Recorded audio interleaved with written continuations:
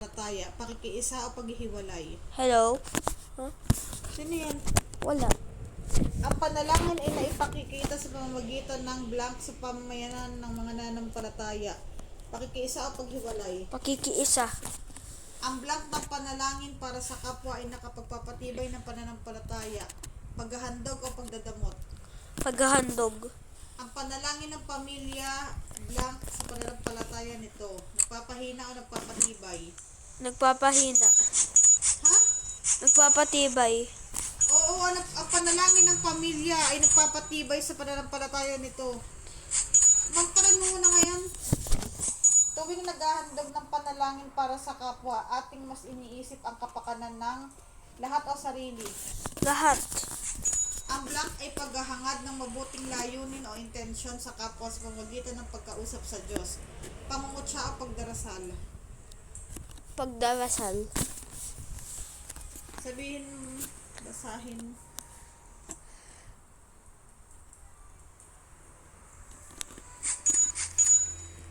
Sabihin mo kung tama pag nagpapakita ito ng refuse, reduce, at recycle. Pag mali naman ay hindi. Pag hindi pala ay mali. Ang pamilya ni Pam ay mahilig mamili ng bagong kagamitan sa bahay kahit kakabili lang nila ng nakarang buwan. Mali.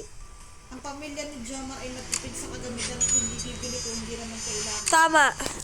Ang pamilya ni Roman ay kilala bilang nagbebenta ng parol na gawa sa mga plastik na bote.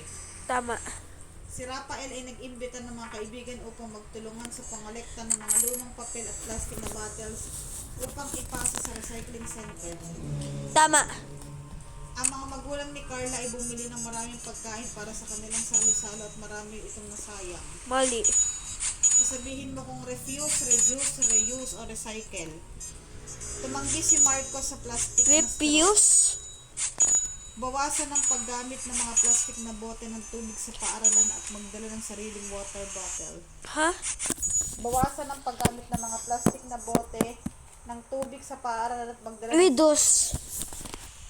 Ang pamayanan ni Juan ay naglunsad ng isang proyekto kung saan ang mga luma at hindi na ginagamit na mga papel at plastic bottle ay kinolekta upang gawing mga bago notebook at school supplies. Recycle. Sa barangay nila Ninya, nagsimula ang isang proyekto kung saan ang mga pamilya ay nag-donate ng mga lumang damit, tela upang gawing reusable na bag. Recycle.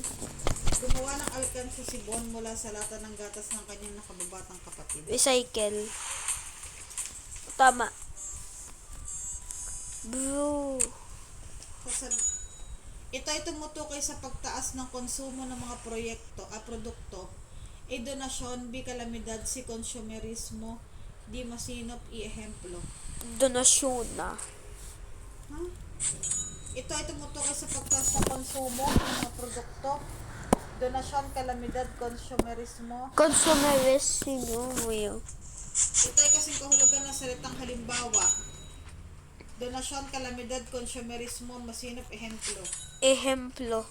Ito ay tumutukoy sa kaloob na salapi o ari-arian para sa isang layunin, proyekto o taong nangangailangan. Ano? Donasyon, kalamidad, konsumerismo, masinop, ehemplo. Masinop. Tumutukoy sa kaloob na salapi o ari-arian para sa layunin na proyekto ng taong nangangailangan. Ano yun? Donasyon yun.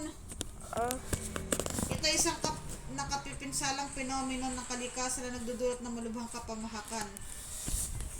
Kalamidad. Magpapakita ng pagpapahayag ng pagiging mapagmalasakit sa ikatitipid ng anuman.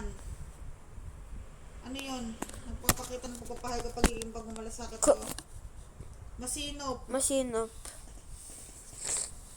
Ulit ha. Ito ay tumutukoy sa pagtaas ng konsumo ng mga produkto. Consumerismo. Ito ay kasing kahulugan ng salitang halimbawa. Ehemplo. Ito ay tumutukoy sa kaloob ng salapi o ari-arian para sa isang layunin, proyekto o taong nangangailangan. Donasyon. Ito ay isang nakikapinsalang fenomeno na kalikasan na nagdudulot ng malubhang kapamahakan. Kalamidad. Nagpapakita o nagpapahayag ng pagiging pamamalasakit na ikatitipid ng anuman. Masinop. Gumuhit sa loob ng kahon ng mga simbolo ng pagiging madasalin. Yan o, holy water. Ang pari ay pari. Biblia, simbahan. Hindi ganun.